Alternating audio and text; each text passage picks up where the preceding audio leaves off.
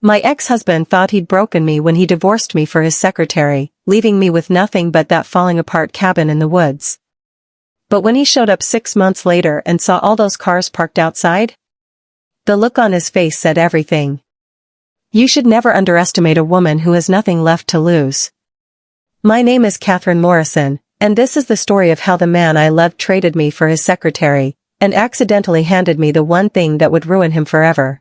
6 months ago, I sat in a lawyer's office that smelled like leather and broken promises.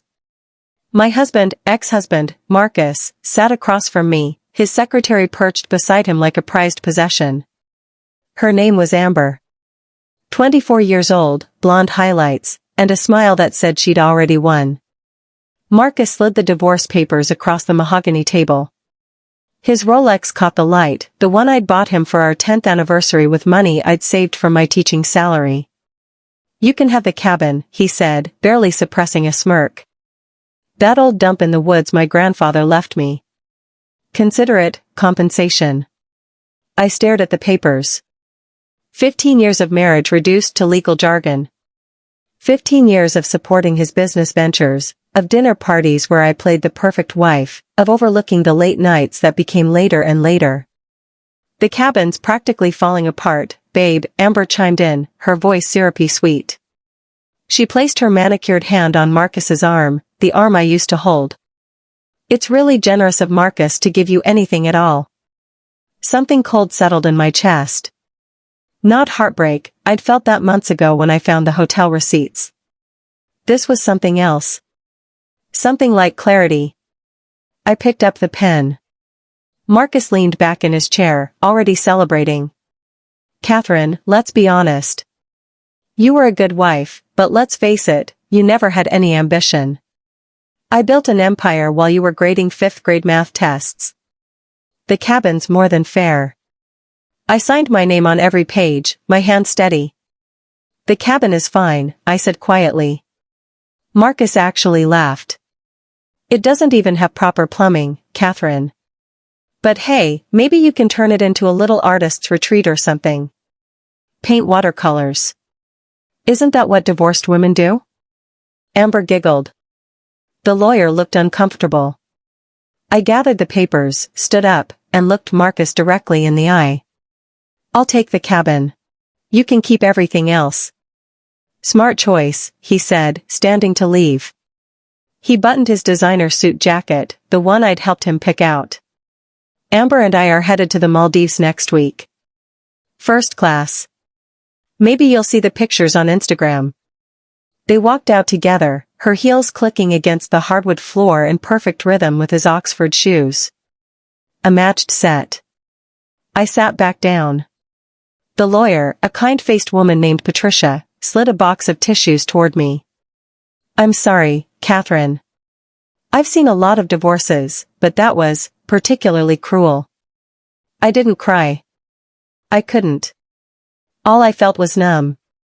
The cabin, I said. Tell me about it. Patricia pulled up a file on her computer. It's about 40 minutes outside the city. Built in 1889 by Marcus's great-great-grandfather, Henry Thornton. Been in the family ever since, though no one's lived there for decades. From what I understand, it's in pretty rough shape. The property is 5 acres, heavily wooded. Is it livable? She hesitated. Technically? The structure is still standing. But Catherine, I wouldn't recommend. I'll take it, I said. When can I get the keys? 2 days later, I drove out to see my new home. My only home. The road turned from pavement to gravel to barely their dirt tracks. Trees closed in on both sides, their branches creating a tunnel of shadows.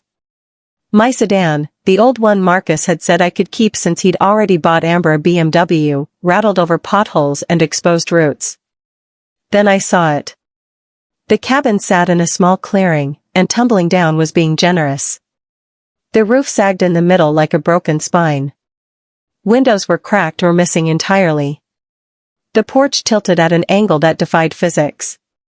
The whole structure was covered in ivy and moss, as if the forest was slowly reclaiming it. I parked and sat in my car for a long moment. This was it. This was my life now. 42 years old, no husband, no home except this ruin, and a teaching salary that wouldn't cover much more than basic living expenses. I got out of the car. The front steps groaned under my weight, and I genuinely wasn't sure they'd hold. The door was unlocked, or more accurately, the lock had rusted through decades ago. It opened with a horror movie creak. Inside was worse. Dust covered every surface in thick blankets. Furniture sat draped in stained sheets like sad ghosts. The air smelled of mildew and decay and something else, something musty and old. The wooden floor was warped and buckled, boards missing in places, revealing dark crawl spaces beneath. I walked through what I assumed was the living room. My footsteps echoed in the emptiness. The kitchen had a pump sink and a wood-burning stove straight out of the 1800s. One bedroom with a rusted iron bed frame. One bathroom with a toilet that definitely didn't work and a clawfoot tub that had seen better days, better decades, really. I sat down on the edge of the tub and finally let myself feel it. The weight of everything. The humiliation. The betrayal. The fear of what came next. And then I heard it. A creak. Not from the house settling, I'd heard plenty of those in the last 10 minutes. This was different. Deliberate. Like footsteps. I froze. Hello? My voice came out smaller than I intended. No response. I stood up slowly, my heart hammering. The sound had come from the bedroom. I walked back toward it, each step deliberate. The bedroom was empty, just as I'd left it. But the floorboards. One board in particular caught my eye. It wasn't flush with the others. It stuck up slightly, as if it had been disturbed recently. I knelt down and pulled at it. It came up easily, too easily. Underneath, in the narrow space between the floor joists, something glinted in the dim light. I pulled out my phone and turned on the flashlight. Then I reached into the darkness. My fingers closed around something cold. Metal. I pulled it out and stared at what I was holding. An old tin box, about the size of a shoebox, covered in tarnish and rust. But the lock was new. Modern. Someone had been here. Recently. My hand shook as I examined it. There was no key, but the lock looked flimsy. I carried the box to the kitchen, found an old screwdriver in a drawer, and wedged it into the lock mechanism. It popped open. Inside were papers. Very old papers, yellowed and fragile. And underneath those papers. I stopped breathing. Photographs. Black and white, some sepia-toned. Of jewelry. Elaborate, ornate jewelry with precious stones. And at the bottom of the box, a leather journal, its cover cracked and worn. I opened the journal to the first page. The handwriting was elegant but faded. July 15, 1889. Today I buried our fortune beneath the cabin floor. May God forgive me for what I've done, and may these words guide my descendants to the truth. The collection is not here, it is hidden where only those with eyes to see will find it. Start where water meets stone. It was signed, Henry Thornton. Marcus's great-great-grandfather. I sat on the dirty kitchen floor, surrounded by decay and dust, holding a 135-year-old treasure map in my hands. And for the first time in months, I smiled. I didn't sleep that night. How could I? I sat on the floor of that rotting cabin until sunrise, reading Henry Thornton's journal by flashlight, my heart racing with every page. The entries were sporadic, written over several months in 1889. Henry had been a jeweler, not just any jeweler, but the jeweler to San Francisco's elite during the gold rush era. He'd crafted pieces for railroad barons, mining tycoons, and their wives who competed to outshine each other at every ball and gala. But Henry had been more than a craftsman. He'd been a collector. August 3, 1889, one entry read.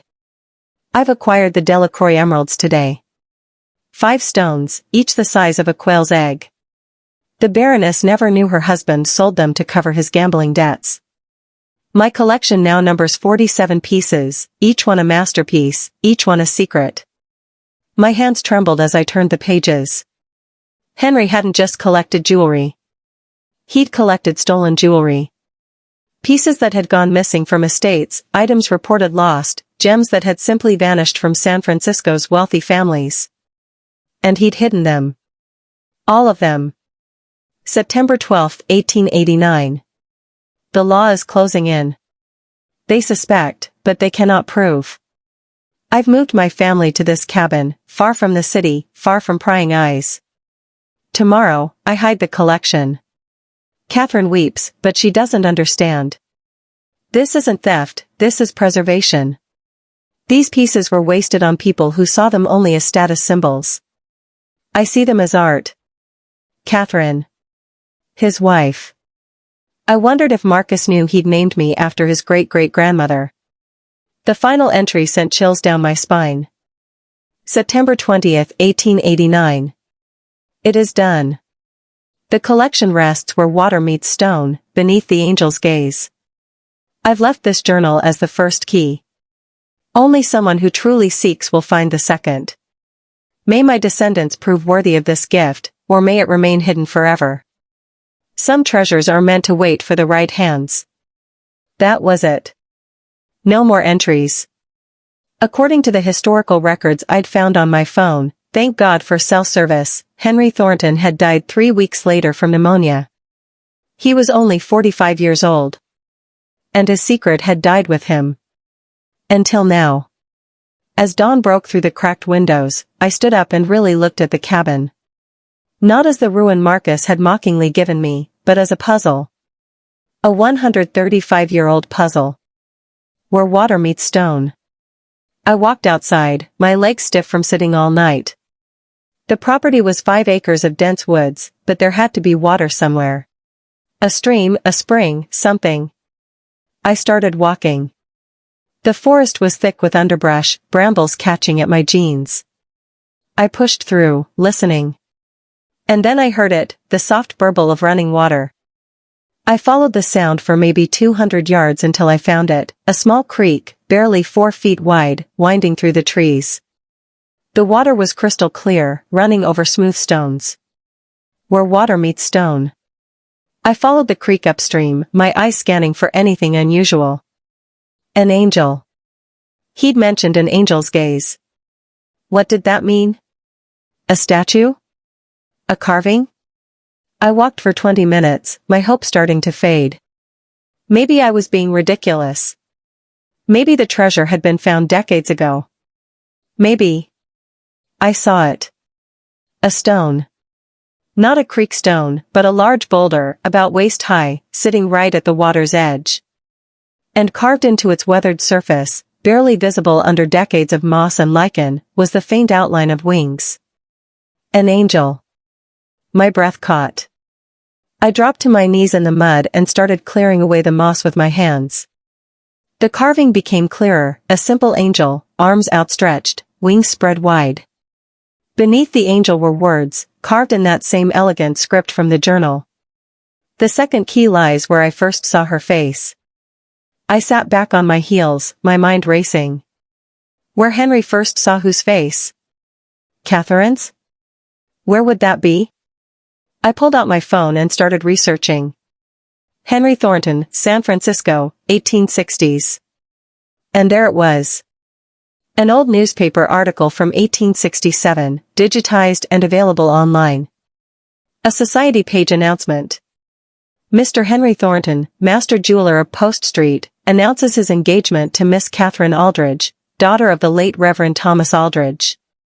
The couple met at St. Mary's Cathedral where Miss Aldridge serves as a volunteer. The wedding will take place this autumn. St. Mary's Cathedral. That's where he met her. But St. Mary's was in San Francisco, nearly an hour's drive away. And that building had been destroyed in the 1906 earthquake, rebuilt, renovated countless times. How could there possibly be anything there after 135 years? Unless. I looked back at the angel carved in stone. Where I first saw her face. Not where he first saw Catherine, but where he first saw her face, the the angel's face. Churches have angels. Stained glass windows. Statues. Carvings. What if Henry had brought something from the cathedral here? A piece of it? I stood up and looked at the boulder more carefully. It wasn't natural to this area. The stone was different from the creek rocks, darker, more porous. It had been brought here. Placed here deliberately. I walked around it, examining every inch. And then I saw it, a small gap between the boulder and the ground on the upstream side, where the water had slowly eroded the soil over more than a century. I lay down in the mud. At this point, I was already filthy, and reached into the gap. My fingers touched something that wasn't stone. Something smooth. Leather. I pulled. It took effort, working it free from where it had been wedged, protected from the elements by the boulder's overhang. But finally, it came loose. Another journal. Smaller than the first, wrapped in oilcloth that had somehow survived. The leather was water-stained but intact. I didn't even wait to get back to the cabin. I sat right there by the creek, mud-soaked and shaking, and opened it. The first page had a map. Hand-drawn but detailed. A map of the 5-acre property, with the cabin at the center and the creek marked along the eastern edge. And scattered across the map were symbols. 12 of them. Each one marked with a letter and a number. Beneath the map, Henry had written. The second hiding place, marked B2, was in the root system of an old oak tree on the western edge of the property. I dug for hours before finding a metal tube containing a diamond emerald hair comb and another single word. The third, C3, was hidden in a false bottom of the old well behind the cabin, a well I'd been too scared to look down until I realized it might hold answers. Inside a waterproof container, an emerald ring and the word cabin. By the second week, I'd found 7 pieces. A sapphire necklace. A ruby bracelet. An opal pendant. Each one more beautiful than the last. Each one with a single word. I laid them out on the cabin floor each night, arranging the words in different orders, trying to make sense of them. Beneath. The cabin. Where? Foundations. Meet. Earth. The message was becoming clear. The main vault wasn't hidden somewhere on the property. It was under the cabin itself. Under my feet. I was so focused on the search that I didn't notice my appearance changing. I'd lost weight, too busy hunting to eat much. My clothes were permanently dirty. My hair was pulled back in a messy bun. I looked half wild. My colleagues at school noticed. "Catherine, are you okay?" Sarah, the third-grade teacher, asked one day in the break room. "You look tired." "I'm fine," I said, gulping down coffee. "Just fixing up my new place." "The cabin Marcus gave you? Is it habitable?" I smiled, a real smile, the first one in months. "It's becoming something special." On a Saturday morning, 3 weeks after finding the first journal, I found the 12th and final piece. Symbol L12 was marked near the creek, under a specific tree that Henry had drawn in detail. It took me 2 hours of digging before I hit the metal box. Inside was the most beautiful piece yet, a necklace of alternating diamonds and emeralds, fit for royalty. And the final word, secrets. I sat by the creek, muddy and exhausted, and arranged all 12 clues. Beneath the cabin where foundations meet earth rest hidden secrets forever protected guardians stone. Beneath the cabin, where the foundations meet the earth, rest hidden secrets forever protected by guardians of stone. Guardians of stone. What did that mean? I ran back to the cabin and looked at the foundation. It was made of large stones, stacked and mortared together in 1889. I walked around the entire perimeter, examining each stone, looking for marks, symbols, anything. And then I saw them. 4 stones, one on each side of the cabin, slightly larger than the others. And carved into each one, worn almost smooth by time, was a symbol. North, a sun. East, a moon. South, a star. West, a compass rose. The Guardians. I went inside and started pulling up the warped floorboards in the center of the cabin, directly above where those 4 Guardian stones would meet beneath the foundation. The work was brutal. Hours of prying, hammering, pulling. Splinters embedded themselves in my hands. Sweat poured down my face despite the cool November air.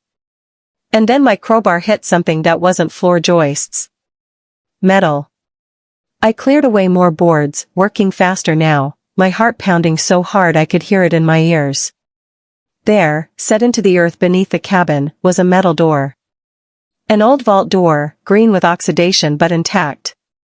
And in the center was a lock, an ornate, antique lock that required 12 keys. 12 keys. The jewelry. Each piece of jewelry was a key. I ran outside to my car where I'd been keeping all 12 pieces locked in my trunk. I brought them all inside, my hands shaking so badly I could barely hold them. I looked at each piece more carefully now, not as treasure but as tools. And I saw it, each one had a small, unique protrusion. A pin on the back of the brooch. A special clasp on the necklace. Each one shaped differently. They weren't just keys. They were the keys. It took me 20 minutes to figure out the order, matching each piece to its corresponding slot in the lock. The sun slot. The moon slot. The star slot. The compass rose slot, repeated 3 times around the circular lock. When I inserted the final piece, the diamond emerald necklace, something inside the vault clicked. The door groaned. Then, slowly, impossibly, it swung open. I shined my flashlight into the darkness below. And I saw treasure that would make Marcus's empire look like pocket change. I'm not ashamed to admit I cried when I saw what was in that vault. Not tears of joy, not yet. Tears of absolute, overwhelming disbelief that this was real. That this was mine. The vault wasn't large, maybe 8 feet by 8 feet, but every inch was filled with carefully organized treasures. Metal shelves lined 3 walls, and on those shelves sat wooden boxes, leather cases, and velvet pouches, all labeled in Henry Thornton's meticulous handwriting. I climbed down the ladder, yes, there was an actual ladder built into the vault entrance, and stood in that underground chamber, my flashlight beam cutting through 135 years of darkness. The first box I opened contained a tiara. Not a costume piece, not something you'd find at a department store. A real tiara, with diamonds so clear they looked like captured starlight. The label read, Worthington Estate, 1885. Commission never claimed. The second box, a men's pocket watch, solid gold, encrusted with rubies. Senator Morrison, 1883. Reported lost. Senator Morrison. Marcus's family name. This watch had belonged to one of his own ancestors. I opened box after box, case after case. Necklaces, bracelets, rings, brooches, earrings, cufflinks. Pieces that belonged in museums. Pieces that wealthy families had probably mourned for generations, never knowing they were hidden 40 minutes outside San Francisco in a decrepit cabin. On the 4th shelf, I found Henry's ledger. A thick book with every piece catalogued, photographed, yes, photographed, even in 1889, and documented with meticulous detail. The estimated value of each piece in $1889. The history of each item. The family it came from. I sat on the cold earth floor of that vault and did rough math in my head. Even conservative estimates, adjusted for inflation and the current market value of antique jewelry. I was sitting on somewhere between $40 and $60 million. 40 to 60 million dollars. Marcus had given me this property as a joke. As an insult.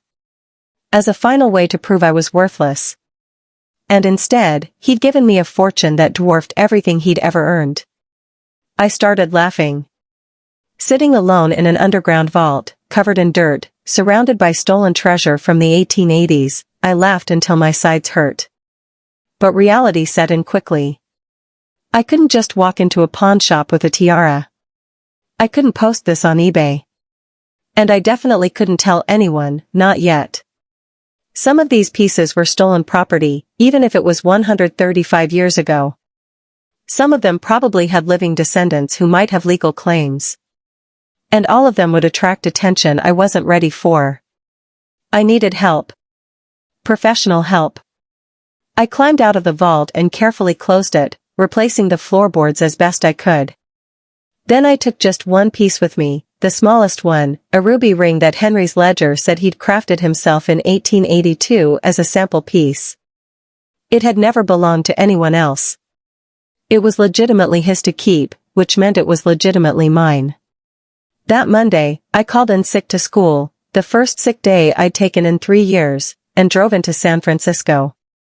I'd done my research over the weekend. There was an antique jewelry appraiser named Dr. Margaret Chen who had a reputation for discretion and expertise. Her office was in a converted Victorian in Pacific Heights. Dr. Chen was in her 60s, with silver hair and sharp eyes behind designer glasses. She examined me as carefully as she would any piece of jewelry, taking in my teacher clothes, my nervous energy, my death grip on my purse. "How can I help you, Ms. Morrison?" she asked. I pulled out the ruby ring. "I need this appraised. And I need your complete confidentiality." She took the ring without comment and carried it to her examination desk, a jeweler's loupe already in her hand. I watched as she studied it from every angle, pulling out tools I didn't recognize, making small sounds in her throat. Finally, she set it down and looked at me. "Where did you get this?" "It was my husband's family estate. He gave me some property in our divorce settlement. I found this there." Not a lie. Not exactly. "Ms. Morrison, this ring is extraordinary. The craftsmanship is late 19th century, possibly 1880s. The ruby is Burmese, pigeon's blood grade, the finest quality. The gold work is exquisite. Museum quality." She paused. "Are there more pieces?" My heart hammered. "Possibly." "Why?" "Because if this is indicative of the collection's quality, you need more than an appraiser. You need an estate attorney, a tax specialist, and possibly an auction house." She named a figure. "This ring alone is worth approximately $125,000 at auction. Possibly more to the right collector." I sat down hard in the chair behind me. Dr. Chen watched me with knowing eyes. "Ms. Morrison, I've been in this business for 40 years. I know the look of someone who's just discovered they're sitting on something significant. Whatever you found, you need to handle it carefully. There are legal implications, tax implications, and..." She paused, "interested parties who might not have your best interests at heart. Can you help me?"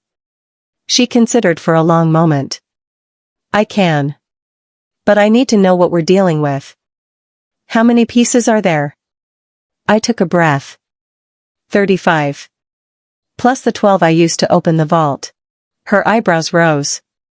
47 pieces total? All similar quality to this one. Some better. Dr. Chen sat down in her own chair. "My God.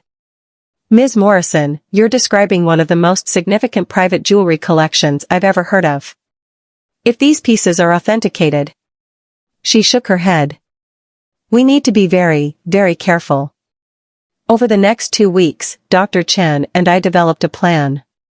She brought in 2 people she trusted absolutely, Richard Voss, an estate attorney who specialized in found property and inheritance law, and Patricia Ng, a tax specialist who handled high-net-worth individuals. Yes, the same Patricia who'd handled my divorce. When she walked into Dr. Chen's office and saw me sitting there, her eyes went wide. "Catherine? What are you doing here? Remember that cabin Marcus gave me?" I said. Turns out it came with a surprise. We met after hours, always at Dr. Chen's office, always with the shades drawn. I showed them photographs I'd taken of every piece in the vault. I showed them Henry's journal, his ledger, his meticulous documentation. Richard Voss, a thin man with wire-rimmed glasses, was the first to speak. "This is remarkable. And complicated. Some of these pieces were reported stolen in the 1880s. But we're talking about crimes committed 135 years ago, well beyond any statute of limitations. And the families who owned them. He consulted his tablet. Most of these family lines have died out or scattered. Proving ownership would be nearly impossible for anyone but you. What does that mean? I asked. It means the property likely belongs to you free and clear. It was on land owned by Henry Thornton, passed down through legitimate inheritance to your ex-husband, who gave it to you in a legal divorce settlement. You have documentation proving its provenance. The pieces were hidden, not stolen by you. You're the finder and the legal owner of the land where they were found. Patricia jumped in. But Catherine, the tax implications are enormous.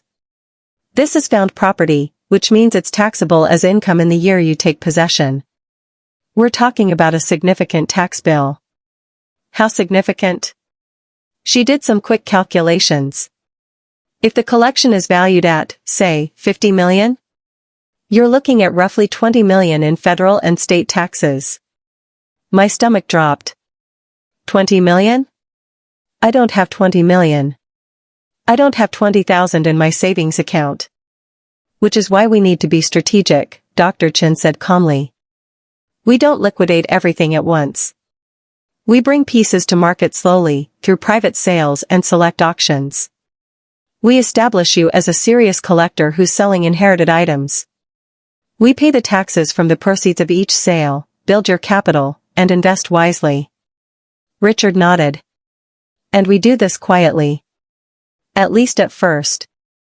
No press releases, no fanfare. We want to avoid attention until you're in a secure financial and legal position. How long will this take? I asked. To sell everything? Years, Dr. Chen said. But to establish your security? We can do that in months. We start with the pieces that have clear provenance and no questionable history. We build from there. We started with 3 pieces. The ruby ring I'd already shown Dr. Chen. A sapphire bracelet that Henry had made as a wedding gift for Catherine, completely legitimate, family property. And a diamond necklace that had been commissioned but never picked up from Henry's shop before he disappeared. Dr. Chen had contacts in the private collector market. People who valued discretion as much as beauty. Within 3 weeks, all 3 pieces had sold. The total, $847,000. After taxes and fees, I netted $512,000. $500,000. More money than I'd ever imagined having. And I'd barely made a dent in the collection. I paid off my credit cards. I bought a reliable car, nothing flashy, just a dependable SUV. I set up investment accounts with Patricia's help. And I hired a contractor. Not just any contractor. Jake Sullivan ran a small, high-end renovation company that specialized in historic properties. He was in his early 50s, bearded, with the kind of hands that had built 1,000 things. Dr. Chen had recommended him because he was good at his job and good at keeping his mouth shut. Ms. Morrison, he said when we first met at the cabin, I'm going to be honest with you. This place is in rough shape. We're talking a full gut renovation. New foundation work, new roof, new everything. It'll take months and it won't be cheap. How much? He walked around the property, making notes, taking pictures. Finally, he said, to do it right? Restore it to what it was, but with modern systems? You're looking at $200,000, minimum. Maybe $250,000. 6 months ago, that number would have been impossible. Now? When can you start? I asked. His eyebrows rose. You're serious? Completely. But Jake, I need discretion. I need you to not talk about this project, not post about it on social media, nothing. Can you do that? He studied me for a moment. You're not doing anything illegal, are you? No. I just value my privacy. He nodded slowly. I can respect that. I'll need a crew of about 5 guys. We can start in 2 weeks. We shook hands. The transformation began. Jake and his crew showed up every morning at 7 and worked until dark.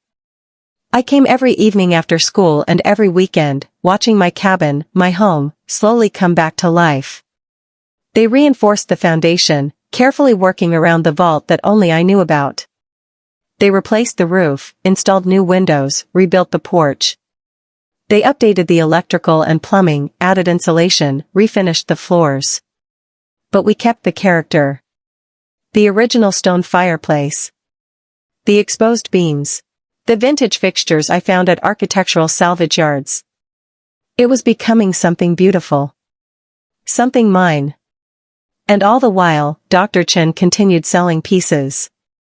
One every 2 or 3 weeks, always to private collectors, always for cash that I immediately invested or paid in taxes.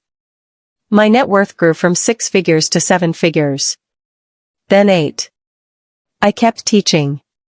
Every day, I showed up to my 5th grade classroom and taught fractions and long division, graded papers, attended staff meetings. Nobody at school knew I was secretly wealthy. Nobody knew that the tired-looking teacher in the discount store clothes was steadily building a fortune. It felt good. It felt like the best revenge possible.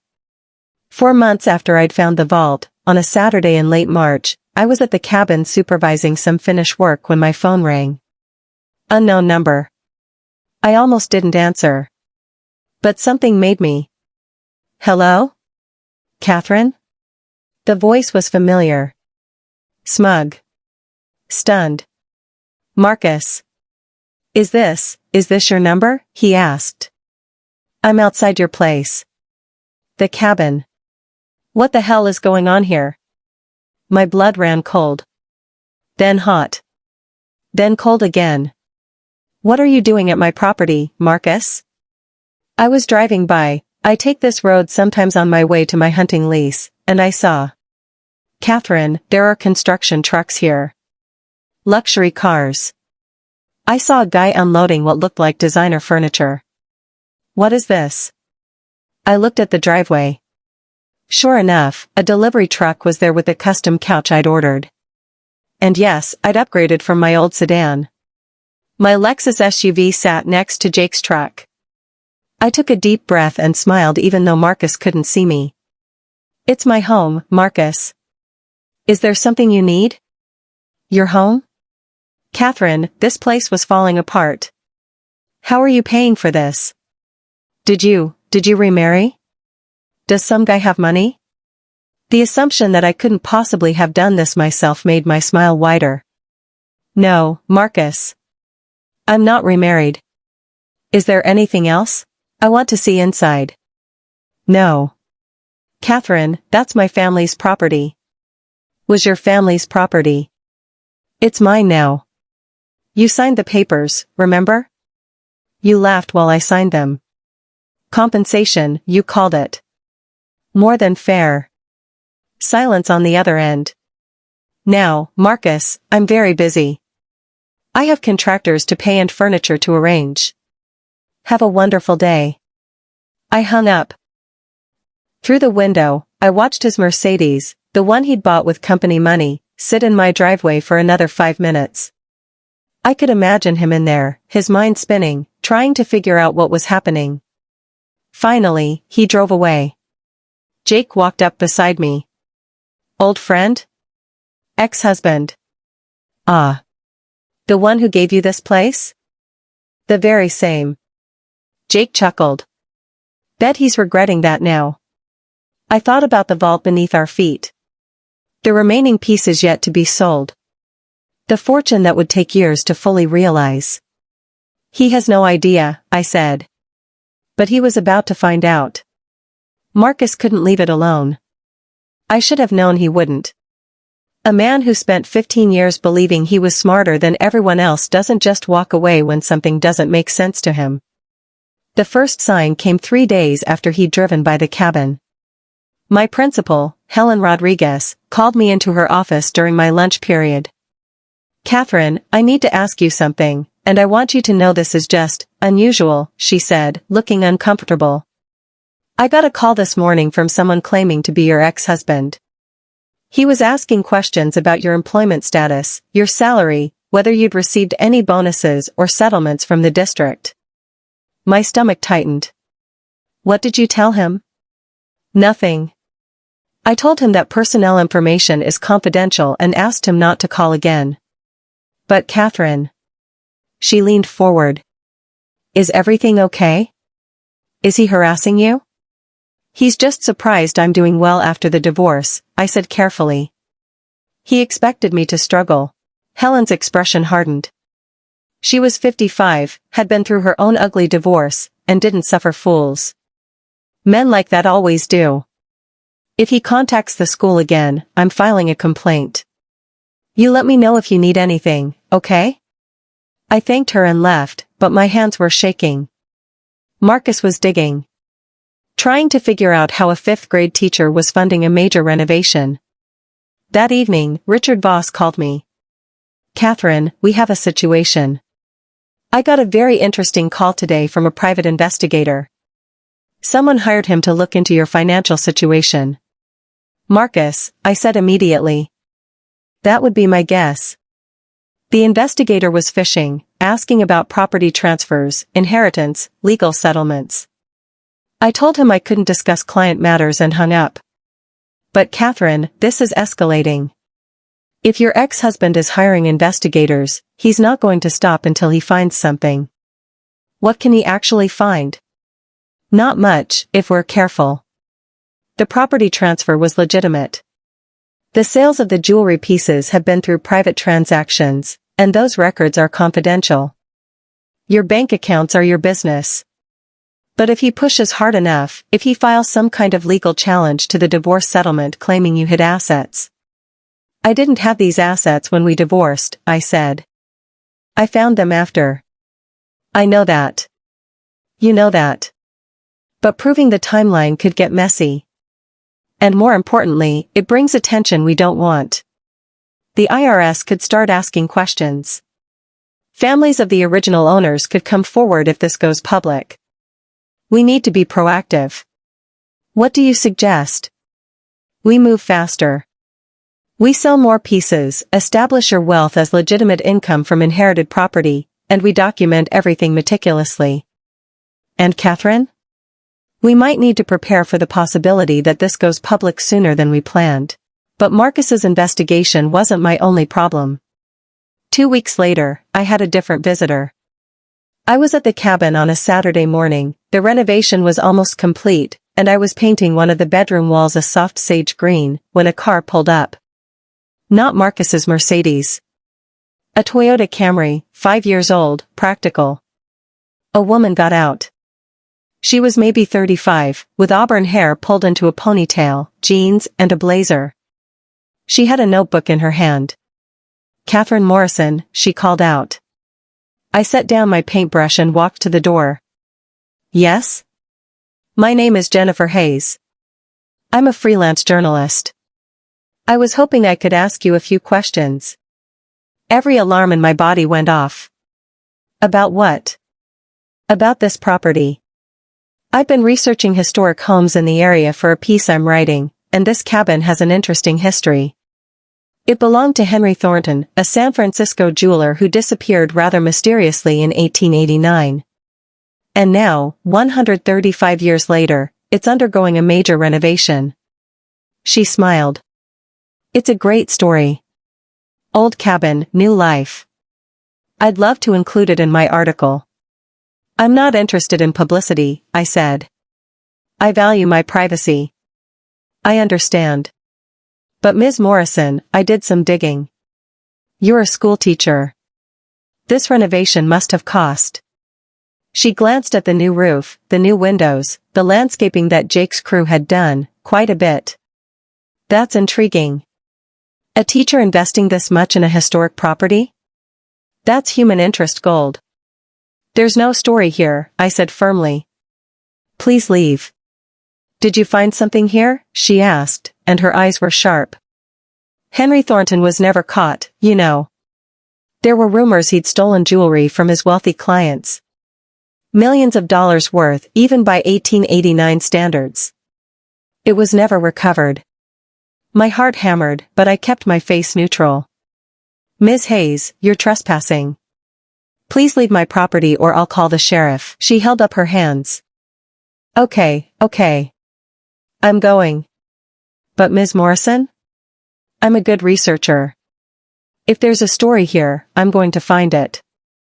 It would be better for you if you told it yourself. She got in her car and drove away. I immediately called Richard. We have a bigger problem, I said. Richard, Patricia, and Dr. Chen met me at the cabin that evening. We sat in my newly renovated living room, comfortable furniture, warm lighting, the stone fireplace crackling with actual fire. Patricia and Dr. Chen met me at the cabin that evening. We sat in my newly renovated living room, comfortable furniture, warm lighting, the stone fireplace crackling with actual fire, and I told them about Jennifer Hayes. This was inevitable, Dr. Chen said. A historic property suddenly being renovated, a teacher with no obvious source of wealth, a family history involving missing treasure. Of course someone was going to notice. Can she actually find out anything? I asked. Richard shook his head. Not about the vault, not about the sales. We've been careful. But she can write about the coincidences. She can write about the history. And once an article like that goes public, even if it's just speculation, it opens doors we want to keep closed. What if we give her a different story? Patricia suggested. What if Catherine inherited money from a different source? A maiden aunt, a life insurance policy, something that explains the wealth without mentioning the treasure? We'd have to fabricate documents, Richard said. That's fraud. Not if we're vague, Patricia countered. We say Catherine received an unexpected inheritance from a distant relative. We don't specify amounts. We don't provide false documentation. We just redirect the narrative. I thought about it. Or we could tell the truth. Some of it, anyway. They all looked at me. Henry Thornton was Marcus's great-great-grandfather. This property was legitimately passed down through his family. When Marcus gave me this property in our divorce, he didn't know what it contained. I found something valuable here, historical artifacts, family heirlooms. I've been selling them legally, paying all appropriate taxes, and using the proceeds to restore the family property. That's all true. Except you're leaving out the part where Henry was a thief and this is stolen property, Richard said. Alleged thief. Never convicted. And property that's 135 years old with no living claimants. Dr. Chen nodded slowly. It's not a bad strategy. We control the narrative by telling a version of the truth. We don't specify what the artifacts are or how valuable. We emphasize the legal inheritance and the proper tax payments. We make it boring. The problem, Richard said, is that once we go public with any version, we lose control. Other journalists will dig deeper. Families mentioned in Henry's ledger might come forward. The IRS might want a closer look. They already might want a closer look, I said. Marcus hired an investigator. This journalist is sniffing around. We're not keeping this secret much longer anyway. Maybe it's better if we control how the story comes out. We decided to get ahead of it. Richard drafted a carefully worded statement. Dr. Chen reached out to a journalist she trusted at the San Francisco Chronicle, a business reporter who covered estate sales and the antiques market, not a sensationalist. The article came out 2 weeks later. It was on page 6 of the business section. Local teacher discovers valuable heirlooms in inherited property. The article was straightforward. Catherine Morrison, a 5th-grade teacher, had received property in her divorce settlement. While renovating the historic cabin, she'd discovered a collection of antique jewelry and artifacts dating to the 1880s. The items had been appraised, authenticated, and were being sold through legitimate channels. All appropriate taxes were being paid. Ms. Morrison was using the proceeds to restore the historic property and secure her financial future. The article quoted Dr. Chen discussing the historical significance of late 19th century jewelry. It quoted Richard about the legal complexities of found property. It was informative, dry, and made the whole thing sound like a nice little windfall but nothing extraordinary. Teacher finds old jewelry, sells it, fixes up house. Good for her. That's the story we wanted people to believe. For about 48 hours, it worked. The article got shared on local news sites, some congratulatory posts on social media from people who knew me. Good for Catherine. She deserves it after what Marcus put her through. That sort of thing. And then Marcus called a press conference. I was in my classroom, teaching a lesson on decimals, when Helen came to my door. Catherine, you need to see this. Break room. Now. Several teachers were crowded around the TV. And there, on the local noon news, was Marcus. Standing outside his downtown office building, Amber beside him in a designer dress, looking concerned and supportive. Deeply troubled by these revelations, Marcus was saying. That property belonged to my family for over a century. My great-great-grandfather, Henry Thornton, was a respected jeweler and businessman. If there were valuables on that property, they're part of my family's legacy. A reporter shouted a question, are you saying your ex-wife stole from you? I'm saying the divorce settlement was based on the understanding that the property had minimal value. If Catherine knew there were valuable items there, if she concealed that during the divorce proceedings, that's fraud. I'm consulting with my attorneys about my legal options. Another reporter, but the article says she found the items after the divorce was final. Marcus's smile was thin. So she claims. I think a thorough investigation will reveal a different timeline. This is my family's heritage. I intend to fight for it. The press conference ended. The newscast moved on to a story about traffic on the Bay Bridge. I stood in the break room, my fellow teachers looking at me with a mixture of sympathy and curiosity. Sarah put her hand on my arm. Catherine, is he serious? Can he actually do that? I don't know, I said. But I did know. Marcus wasn't going to let this go. He'd given me that cabin as an insult, and now that it had turned into something valuable, he wanted it back. He wanted to take from me again, just like he'd taken everything else. But this time I wasn't going to let him. That evening, I sat in my beautifully renovated cabin, my home, the first place that had ever truly felt like mine, and I made a decision. I called Richard. File a defamation suit. Today. Marcus just went on television and accused me of fraud. That's defamation, and I want him to pay for it. Catherine, are you sure? A lawsuit will mean more publicity, more attention.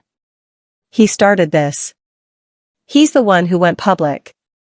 He's the one making accusations. I found those items after the divorce, I paid every tax I owe, and I've done nothing wrong.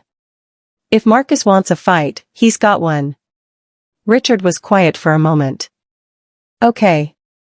But Catherine, once we file this, everything comes out. Every detail of the treasure, the vault, all of it. It becomes public record. I looked around my living room. At the life I'd built from literally nothing. At the home I'd created from ruins. Then let it come out, I said. Let everyone see what he threw away. Let everyone see what I found. Let everyone see that he gave me this property in writing, in a legal divorce settlement, and now that it's valuable, he wants it back. Let the whole world see what kind of man Marcus Morrison really is. All right, Richard said, and I could hear the smile in his voice. Let's give them a show. We filed the defamation suit 3 days later. And just to make things interesting, Richard included something else, a countersuit for emotional distress based on Marcus's public harassment and an attempt to interfere with my property rights. We weren't just defending anymore. We were attacking. The story exploded. Local news picked it up immediately. Then regional news. Then, because it had everything, treasure, divorce, betrayal, legal drama, national news. Teacher strikes gold after divorce, ex-husband wants it back. Hidden treasure sparks legal battle between ex-spouses. From rags to riches, woman finds fortune in worthless divorce settlement. My phone rang constantly. Reporters camped out at the school until Helen threatened to call the police. They camped out at the cabin until I put up a gate and hired security. But something unexpected happened. Public opinion wasn't divided. It was overwhelmingly on my side. Social media erupted. Hashtag Team Catherine started trending. Women who'd been through divorces shared their own stories of ex-husbands who'd undervalued them. People who'd struggled financially celebrated my success. Legal experts went on news shows explaining that Marcus had zero legal standing. He gave her the property in a signed, legal settlement, one expert said on CNN. She found the treasure afterward. Even if he'd known about it, which he clearly didn't, he signed away his rights. He has no case. This is just a bitter ex-husband who can't stand to see his former wife succeed. And then someone dug up the divorce papers. I don't know how, maybe Richard leaked them, maybe a clerk at the courthouse, maybe a journalist with good sources, but suddenly everyone could see the actual settlement. They could see that Marcus had given me the cabin as full and complete compensation for 15 years of marriage. They could see his lawyer's notes calling it the cabin property, minimal value, poor condition. They could see that he'd kept the house, the cars, the investment accounts, the business, everything. And they could see that I'd signed it without complaint. The narrative shifted completely. I became the woman who'd been screwed over in her divorce, only to find treasure in the ruins she'd been left with. Marcus became the greedy ex-husband trying to claw back a gift he'd given in contempt. Amber, his secretary-turned-girlfriend, was smart enough to stay off social media. But people found her accounts anyway. Found pictures of her and Marcus in the Maldives, the trip they'd taken right after our divorce was finalized. Found pictures of her BMW, her designer clothes, her expensive lifestyle. The optics were terrible for them. 3 weeks after Marcus's press conference, Richard called me with news. Marcus's attorneys want to settle. I was at the cabin, sitting on my porch with a cup of coffee, watching the sunset through the trees. Settle what? He doesn't have a case. They know that. This is about saving face. They want to drop their claim to the property in exchange for you dropping the defamation suit. They've also offered to make a public statement acknowledging that you found the treasure legally and that the property is rightfully yours. What do you recommend? Honestly? Take it. You win. You get everything you want, the property secured, your name cleared, a public admission that he was wrong. And you don't have to spend the next year in litigation. I thought about it. Thought about Marcus, who'd laughed while I signed away 15 years of my life. Who'd given me that cabin as a joke. Who'd expected me to fail. No, I said. Catherine. I want my day in court. I want a judge to tell Marcus Morrison, publicly and on the record, that he has no claim to my property. I want it documented in legal precedent that you can't give someone something as garbage and then demand it back when it turns out to be gold. And Richard? I want him to pay my legal fees. Richard laughed. You've gotten tough, Catherine. No, I said, watching the sun sink below the trees, painting the sky in shades of gold and amber. I was always tough. I just finally have something worth fighting for.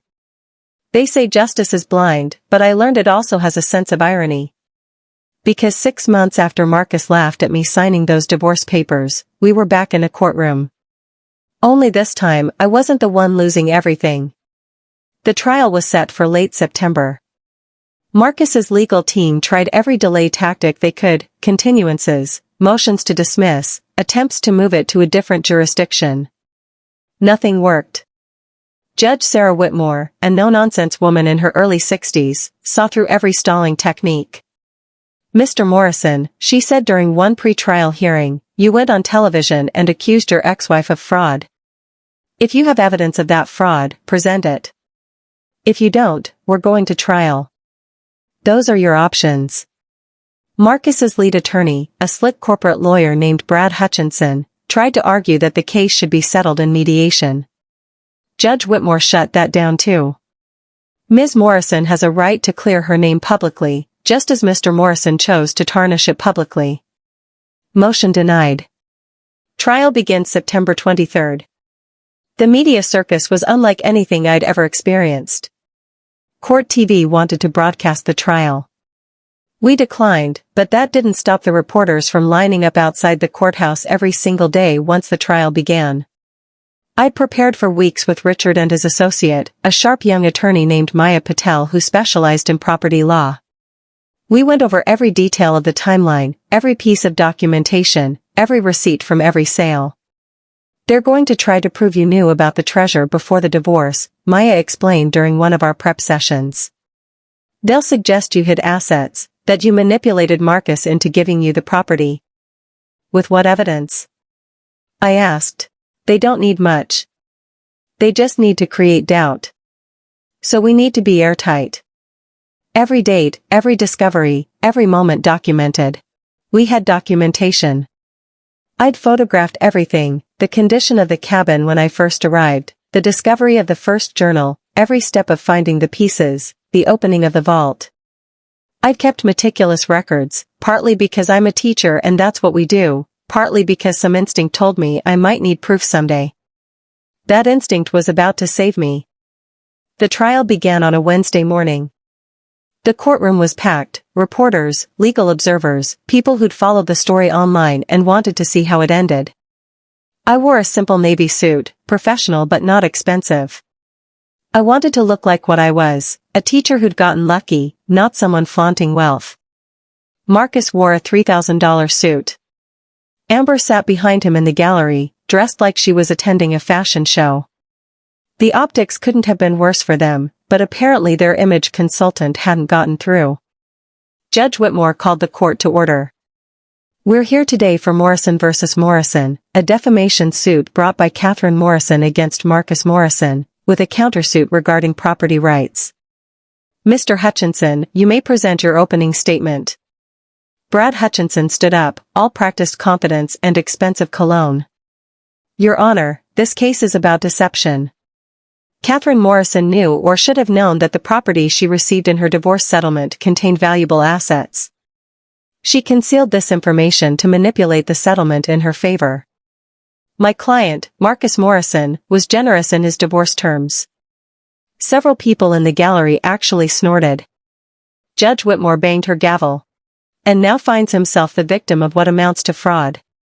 We will prove that Ms. Morrison had knowledge of Henry Thornton's history as a jeweler, had reason to suspect valuables might be hidden on the property, and deliberately concealed this information. We ask the court to set aside the property transfer and return the Thornton estate to its rightful heir." He sat down. Richard stood up. "Your Honor, this case is actually very simple. Marcus Morrison gave my client a piece of property he considered worthless. His own words, documented in the divorce proceedings, describe it as that old dump and practically falling apart. He laughed, audibly laughed, when Ms. Morrison accepted it as her sole asset from a 15-year marriage. She found treasure there through her own effort, her own investigation, and her own persistence. Mr. Morrison now wants to undo a legal settlement because he regrets his own contempt. The law doesn't work that way. We will prove that Ms. Morrison acted with complete integrity, and that Mr. Morrison's public accusations have damaged her reputation and caused significant emotional distress." Richard sat down. I could feel the energy in the courtroom shifting. Judge Whitmore looked at both attorneys. "All right.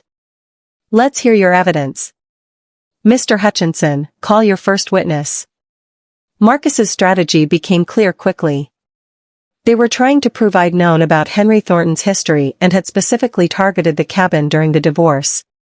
Their first witness was Marcus himself. Brad Hutchinson walked him through the divorce, painting Marcus as the generous, reasonable party and me as, well, they were careful not to say gold digger, but the implication was there. "Did you offer your wife other property?" Hutchinson asked. "I offered her the lake house," Marcus said smoothly. "A beautiful 3-bedroom property worth about $800,000. She declined." "Why do you think she declined?" "Objection," Richard said. "Speculation." Sustained. Hutchinson tried another angle. "Did your ex-wife ever express interest in your family history?" In Henry Thornton specifically? Yes, actually. Several times during our marriage, Catherine asked about my grandfather's side of the family. About Henry Thornton and his jewelry business. That was a lie. A complete fabrication. But it was his word against mine. Richard stood up for cross-examination. He was calm, methodical, and absolutely lethal. Mr. Morrison, you stated you offered your ex-wife the lake house. Do you have documentation of this offer? Marcus hesitated. It was a verbal offer. During mediation. So no documentation. Ms. Patricia Gray was the mediator, correct? We'll be calling her to testify. Moving on, you claim Ms. Morrison asked about Henry Thornton during your marriage. Can you provide specific dates? Specific conversations? It was, over time. I don't remember exact dates. Can you provide even one witness who heard these conversations? They were private conversations. Between husband and wife. How convenient. Mr. Morrison, let me show you Exhibit A. This is a text message you sent to your girlfriend, Amber Chen, 3 days before your divorce was finalized. Richard projected it on the screen. Can you read the highlighted portion? Marcus's face went pale. That's private correspondence. It was disclosed in Discovery. Please read it. Marcus's jaw tightened. It says, can't wait for this to be over. Catherine's taking the dump cabin, thank God. Won't have to pay for that money pit anymore. The dump cabin. Those are your words? Yes, but, and 2 days later, you sent another text. Exhibit B. Please read the highlighted portion. She actually thinks the cabin is worth something. Joke's on her. Place should be condemned. So Mr. Morrison, you were actively mocking your ex-wife for accepting property you believed to be worthless, correct? I didn't know what was there. You didn't care what was there. You were just happy to be rid of both the property and your wife so you could start your new life with Ms. Chen. Isn't that true? Objection. Hutchinson was on his feet. Argumentative. Withdrawn. No further questions. Marcus stepped down looking rattled. That was just the first witness. Over the next 3 days, Hutchinson called a parade of witnesses trying to build his case. A genealogy researcher who confirmed I'd accessed public records about Henry Thornton 6 months after the divorce was final. A jeweler who testified about the value of the collection, but couldn't say when I'd found it. A real estate appraiser who valued the property, but admitted the cabin itself had been worth less than $100,000 in its original condition. None of it proved what they needed to prove, that I'd known about the treasure before the divorce. Then Richard called our witnesses. Patricia Gray, the mediator, testified that I'd never asked about the cabin during mediation. That Marcus had offered it dismissively, saying he didn't want to deal with that wreck anymore. That I'd accepted it quietly, without negotiation. Dr. Margaret Chen testified about how the pieces had come to her for appraisal, about the dates of those appraisals, all months after the divorce. About how shocked I'd been at the first valuation. Jake Sullivan, my contractor, testified about the condition of the cabin when he'd first seen it. Worst property I'd worked on in 20 years, he said. Foundation crumbling, roof caving in, black mold everywhere.